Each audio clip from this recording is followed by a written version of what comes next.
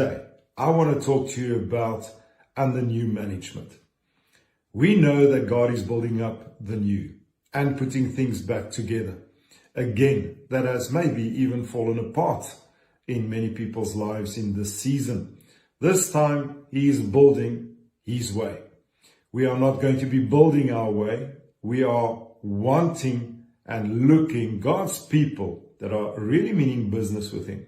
He's wanting and looking to understand God's way of how their lives needs to be put together. It's not going to be done by someone's own ideas or others' opinions. It's going to be done all by the unction of the Holy Spirit in their lives.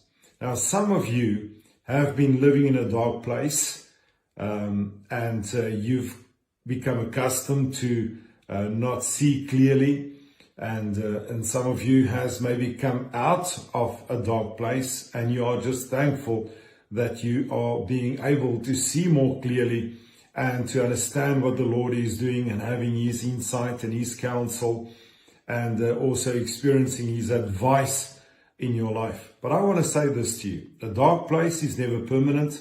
A dark place is not a place that's going to keep you on hold for too long.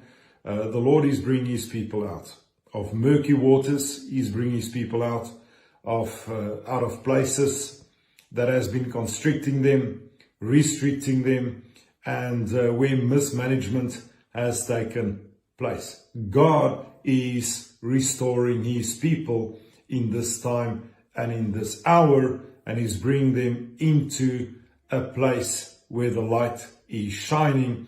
And the light is nothing else than His glory, because God is increasing the weight of His glory on His body today. So God is putting us under new management. And this is going to be very interesting for you.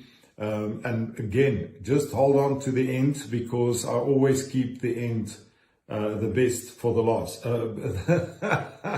The best for last.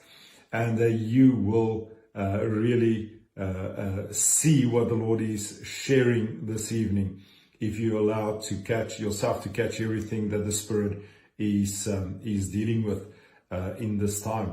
And so I want to share with you Ephesians chapter 1 verse 8 to 11, the New Living Translation. The word says, He has showered His kindness on us, along with all wisdom and understanding.